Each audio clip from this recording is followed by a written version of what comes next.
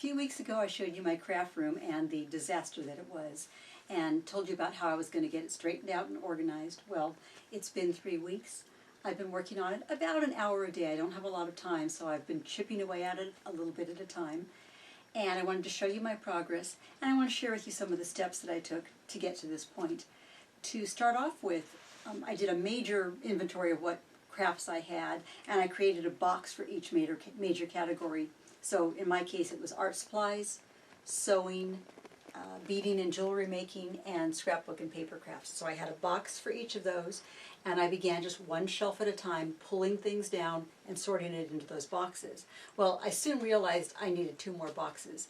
I needed a put-away box for all the things that were in this room that had no business being in this room. Put them into the put-away box to sort out through the house later on, and then a giveaway box, because there were a lot of things that just plain I didn't need, didn't want anymore, and they went into a box to be donated and given away. One thing I realized right away too was that it was a very overwhelming task. You saw my before video, you know what a disaster it was. So after the first couple days of it, I decided I needed help.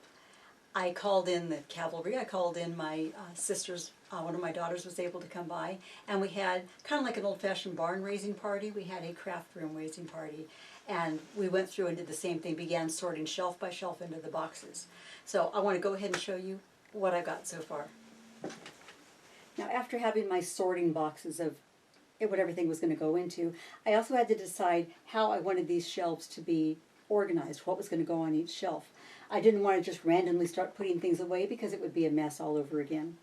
So first thing I did, I decided, okay, this is going to be my beading and my sewing supplies. Even though I have baskets here with ribbon in there, it clearly has a label, ribbon. This says zippers and buttons. I wanted to clearly know what's inside of each of these baskets to save it being just a jumble again. I have some clear containers with my beads. I can see what's in those, so I didn't label those. But here on the bottom, I had some other things that couldn't really go into a clear container, so I clearly labeled everything so that I can see at a glance what's in each one and find exactly what I'm looking for.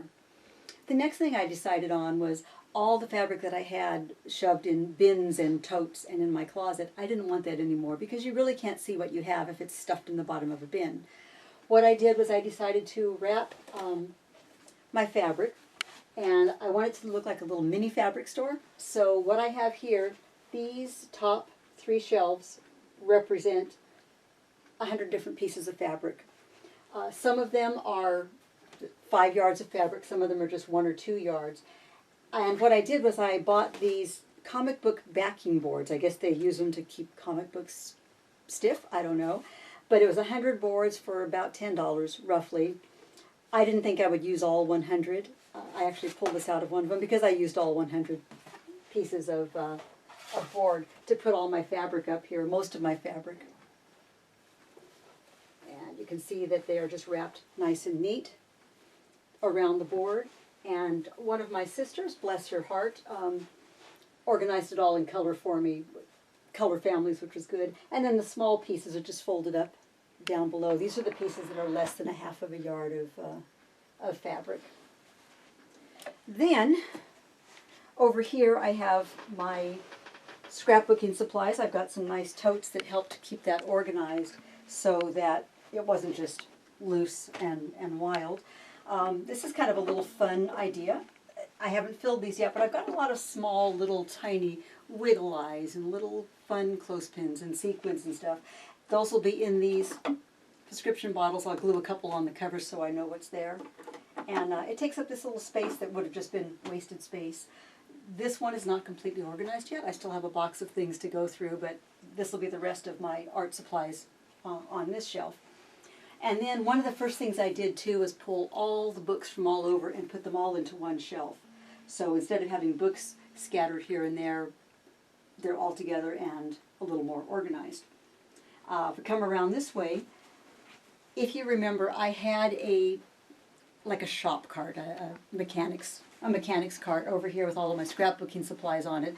The mechanics cart is gone.